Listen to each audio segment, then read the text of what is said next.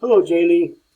This will be some video feedback for you on our milestone 1, which is the print ad. And we've got 4 weeks till the end of the term.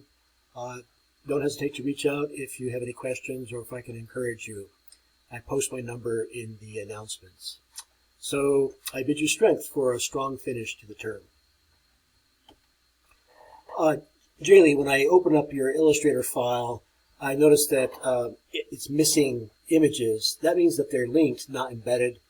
So let me just click through these just to show you what happens if you don't embed your images. So I see these nice geometric shapes, and I see your layer structure. Do I see your layer structure? Yes. And it looks like you have images here too. Okay, so those I'm missing. Now it's easy to place an image. I'll just show you briefly how it's done. It's File, embed an image, I should say. You know how to place one. I'm just going to use an arbitrary image. Now notice when I click on it, there's some options down here. They're hidden in the Illustrator interface. I don't know why, but they're important. Make sure that this is not checked, because if you check it, you will link an image and you won't embed it in your file. So make sure that that is not checked, and then go ahead and say place. Now there's a big difference. You know, here it's a big image. You can see the image. Here you can't.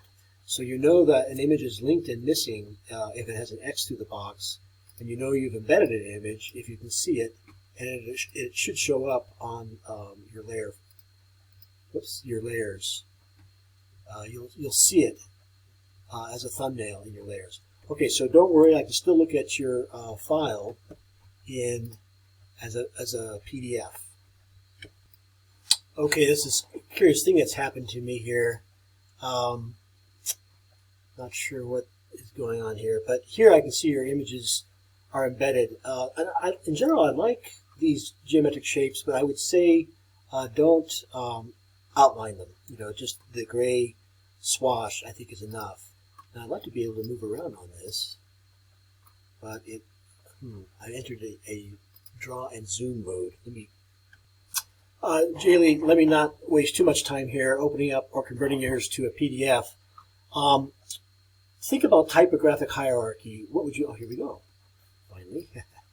All right, let's see if I can zoom in. Think about typographic hierarchy. What would you like the viewer to see first, next, and so forth? Now you've got everything centered here, but the logo is not really centerable. So what I would do is I would pick an axis, you know, suggested here maybe, and just hang all the type off, flush left, rag right. You've got quite a few variations. This kind of information I think should be smaller, the promotion. And you've got 1, 2, 3, 4 sizes of type. See what you can do with maybe 3, okay? Now the image, I would suggest you bleed it off the edges, and I wouldn't use borders around it. I like these wave-like shapes. You know, perhaps they could be, you know, quite larger, and also think about making them semi-transparent so that parts of the background image show through. And speaking of the background image, I would bleed it off left and right. Okay, I think that would look better in general. But you've got the ingredients. Just know that you need to learn how to embed, and you should be able to adapt this for the web banner fairly easily. Good job.